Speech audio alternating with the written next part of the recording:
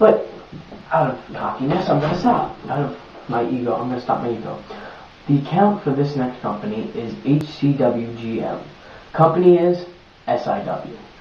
Now, my favorite match when Cruiserweight Champion, God's Gift, took on the SIW World Champion, the Fallen One. It was Dalton Smith versus Evan Almighty in a non-title match.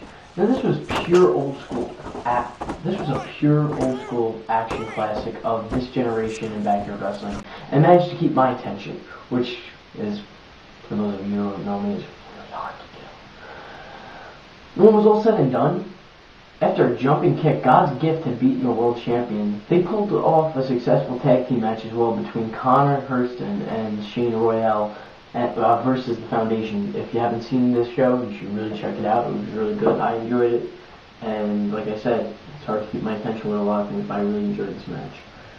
Now on to FNW. The account is WW Wrestling, which they just had a very successful event, Castle Chaos. I like it already. Just for the name, I like it already. You have Chaos in a super show, it's already successful. There's a tip. If you want a successful backyard wrestling super show, you have to get Chaos. No. I'm not plugging myself. I'm not doing some kind of plug-in for myself. I don't know what you're talking about. I'm not that kind of person. By the way, Cassias Cast75 at AIM.com. I'm not that I'm saying anything. I'm not saying, call me up for the show. I don't know. But anyway, when we had stuff on the show, Michael's here. The start off match was between King of Ladders, Johnny 2x4 versus J-Wag for the #1 contendership for the coveted FNW Championship. J-Wag won this match and now is going after the championship, and that's something I sure as hell look forward to seeing, honestly. Then came time for a match known as the Shattered Match, which featured two Extreme Superstars known as White Tiger and El Diablo. Now, this match involved glass and kendo sticks, and I think you should really check it out. I'm not going to give you spoilers on this one, sorry. Something that I think the fans should check out. But then came the main event, Psycho versus Skull Crusher, NFW Heavyweight Championship. Psycho managed to retain his title with an impressive victory over Skull Crusher. Now, see, honestly, I like this company. I think they did a really good job, and they tried, but I think the main event could have been a lot better. And not to say it was a bad main event, because it was a really good main event, but I just felt that they could have done better, especially with these two. I've seen them wrestle before, both of them, and they're really good wrestlers, I just was kind of disappointed that they didn't put on 110%. That's a compliment, by the way. If I'm saying I think you could do better, but don't take that as I'm not ranking. I'm saying you have talent. And I'm sure I will never be ever be hosting a backyard wrestling weekly show, because Brad is probably going to fire me. Oh, I forgot to mention, XIW has just joined the BYW, Battleborn Wrestling. It's been official. It's posted up on our website. It's xiwcarnage.webs.com. Check it out. We've joined Battleborn Wrestling finally, and it's sure to be one hell of a partnership. I'm really looking forward to it. I know a lot of the XIW guys are also looking forward to it as well, and as well they should. It's gonna be something to talk about for a while, And one company I always love talking about is the NSW. I'm not even going to talk about anything in particular. I just want to talk about the company. The NSW is Non-Stop Wrestling, also ESW, and they're a really great company, and all they have is fast-paced, hard action, and it's really good. And the account is Diddy Man for Real. I think you should check it out. I really like that. The company, and I think that they're doing very well. I hope to be a part of that company one day. Who knows, maybe. And just in general, their shows they always entertain me, and that's really hard to do, because honestly, it's gonna sound being like hypocritical, but I'm a backyard wrestler, and I don't really like backyard wrestling. I don't like backyard wrestling, because a lot of these feds just call themselves backyard wrestlers, and they don't really do anything with the company. I'm not saying it's every company, but it's most of them. So for those of you who changed the world, for those of you who changed the backyard wrestling world, and for those of you who, do your own thing and try and be original, then you get a thumbs up in my book. Cassias gives you the thumbs up.